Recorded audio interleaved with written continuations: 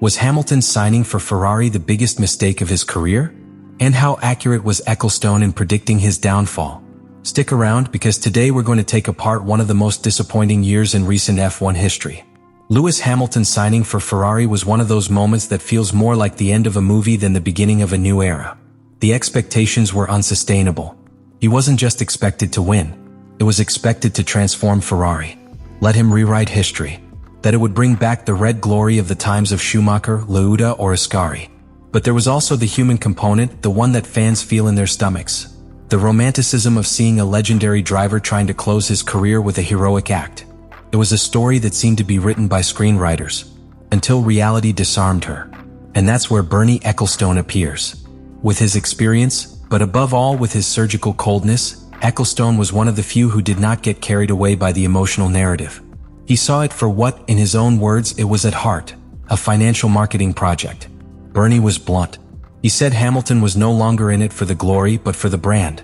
That his real motivation was not to win another championship, but to revalue his figure on the global stage. And he said it bluntly, everything is getting out of hand. It was a brutal trial. But the most impressive thing is that he did it before the disaster took hold on the track. What for millions was a dream, for Ecclestone it was a decision that revealed an uncomfortable truth. Hamilton, according to him, was no longer the warrior. It was the ambassador. One who could look good in a red jumpsuit, but not necessarily survive the battlefield of Maranello. The former F1 boss went even further. He stated that the Briton wants to be world champion and is surprised not to be able to achieve it, painting a psychological portrait of a driver trapped between what he was and what he wants to continue being. And he finished with a phrase that seems to have come from a tombstone: in the future, he will dedicate himself more to fashion. It wasn't just a criticism of Hamilton. It was a warning about what happens when the narrative overshadows the technical preparation, when the symbol outweighs the car. Because Ecclestone didn't talk about lap times. He spoke of a legacy at risk. And when someone like Bernie, who has seen every racing legend pass by, makes such a grim prediction, the world listens. Because maybe, just maybe, it wasn't that hard to anticipate what would come next. The SF25 was not simply a slow car. It was a failed car from its conception. And that changes everything. Because we are not talking about a car that needs time to develop or adapt. We are talking about a design with structural errors, which no driver, no matter how champion he is, can compensate. When Ferrari unveiled its new machine for the 2025 season, it was supposed to be the start of a radical evolution. An aggressive reinterpretation of the technical regulations, with the promise of abandoning the vices of the past. One of the most notable changes was the adoption of a pull-rod front suspension system, a technical architecture inspired by the successful designs of Red Bull and McLaren. But this decision, made in the last year before the big regulatory change in 2026, was an unnecessary risk. Ferrari opted for a concept that it did not completely master. A car with a new geometry without enough time to understand its dynamic behavior or to adapt the rest of the chassis to that system. The result was an extremely sensitive car, which operated only in conditions almost impossible to replicate. The SF25 does not have a stable performance window, which means that, depending on the circuit, the temperature, the wind, or even the altitude, the car behaves as if it were a completely different car. To mitigate this problem, Ferrari was forced to raise the ride height of the car, which generates a brutal loss of downforce, especially in high-speed corners. And this is where Hamilton got caught. Because his aggressive driving style, based on stability when braking late and confidence when entering corners, is completely neutralized by a car that does not allow him to attack. On the contrary, it forces you to drive with fear, with margin.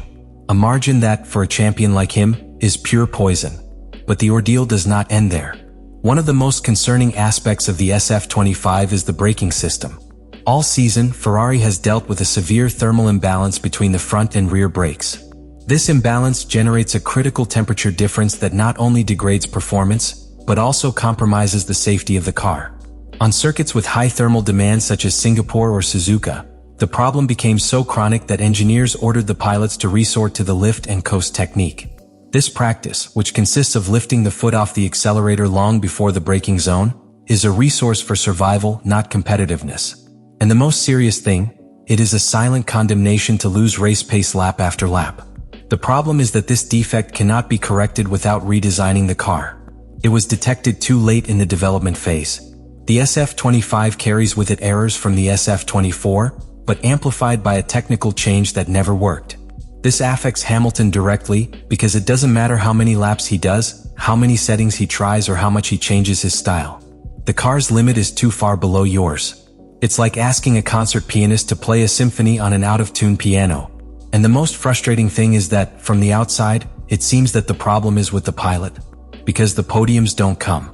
Because the poles don't appear. Because the points escape. But the truth is different. Without a solid technical base, no talent can shine. Ecclestone did not need to see the telemetry data to understand this. Because when a team of Ferrari's stature delivers a car this unstable to a world champion, it doesn't take much science to know that they are pushing it to failure.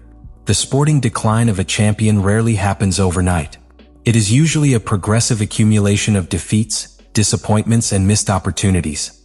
In the case of Lewis Hamilton, his arrival at Ferrari has been the perfect setting for that slow and painful fall. And the most disturbing thing of all is that he himself seems to have realized it, but too late. Until the Brazilian Grand Prix, Hamilton has completed 20 races with Ferrari without achieving a single podium. A brutal statistic that is not only unacceptable for a 7-time champion, but borders on tragic in terms of legacy. With that number, he broke a negative record that had stood for more than 40 years. The 18 races without a podium that Didier Pironi had accumulated in the 80s. It is a fact that hits harder because of what it symbolizes. Hamilton, one of the greatest of all time, sunk in statistical mediocrity. The most frustrating thing is that there were times when it seemed like the streak could be broken. At the Mexican Grand Prix, for example, Hamilton qualified third. Excitement was in the air. It seemed that everything could finally change. But a 10-second penalty for gaining an off-track advantage relegated him to 8th place. Another podium evaporated. Another opportunity buried. That race not only left points lost, it also left a feeling of helplessness. Because even when everything seems to align, even when the pilot responds, the system fails. Or the car. Or the strategy. Or the commissioners. Everything works against him. And that constant narrative of frustration erodes even the strongest competitor. Ecclestone saw it coming. In August, he had already said that Hamilton should quit now. And he didn't say it out of hate. He said it out of understanding. Because he knows what it means to hold on to something that no longer responds. He said Lewis was tired. Not old, tired, that he no longer had the fire, that he continued running out of inertia, not out of hunger. And the most devastating thing was his psychological diagnosis. He needs a total reboot, something completely different. And maybe you're right, because beyond the times and the points, what is falling apart is the narrative. Hamilton is no longer the leader, nor the rebel, nor the revolutionary. It is an icon that begins to seem disconnected, that continues to project an image of greatness, but without the support of results. Even on the track, body language gives him away. In Brazil, during practice, the cameras captured him visibly frustrated with the behavior of the car. He was seen gesticulating, complaining on the radio, walking through the paddock with a lost look. Not the defiant Hamilton, the one who fed on chaos, but one who seems to be searching for answers that the car can't give him. And the worst thing is that the environment doesn't help either. Fred Vasseur, the team boss, has been described by Ecclestone as too weak. It does not have the authority to impose clear direction nor the structure to protect its pilots. Ferrari, according to Bernie, needs a dictator, not a manager. An absolute leader who speaks the language of Maranello, that dialect of pressure, drama, and obsession with victory. There is no room for half measures when working under the prancing horse emblem. The result is a perfect storm. A worn-out driver, a disorganized team, and a dysfunctional car. Each element separately could be corrected. But together they feed each other. And what we see on the track is not just a bad year. It is the slow extinction of an era. Now there is talk of a possible early ending. Names like Isaac Hadjar or Gabriel Bortolito are mentioned as potential replacements if Hamilton decided to cut the contract before 2026. Nothing is confirmed, but the simple fact that the rumor exists already says a lot. Because before, no one dared to imagine Hamilton resigning. Now many see it as a worthy exit. And perhaps the hardest thing for a champion is not to lose. It's realizing that, for the first time, the world continues to spin without him. The story between Hamilton and Ferrari had all the ingredients to be legendary. The most successful driver of his generation, the most emblematic team in motorsports, a union that seemed written by the gods of speed. But what the 2025 season is leaving us with is something completely different. We are not seeing the rebirth of a champion. We are seeing how a contemporary myth struggles not to become a shadow of itself. Not because of a lack of talent, not because of a lack of work, but because of the limitations of a structure that has not been up to its standards. And that, perhaps, is the most tragic of all. Is this the final chapter of a glorious career, or simply the penultimate act before one last redemption? And what should Hamilton do? Should you continue betting on a project that is dragging you down, or step aside and keep your legacy intact? I want you to tell me, was this the biggest mistake of your career? Should he have retired after Mercedes? Or is there still time for one last victory, for a podium that will silence everyone, even Bernie? Leave me your opinion in the comments what you think about all this.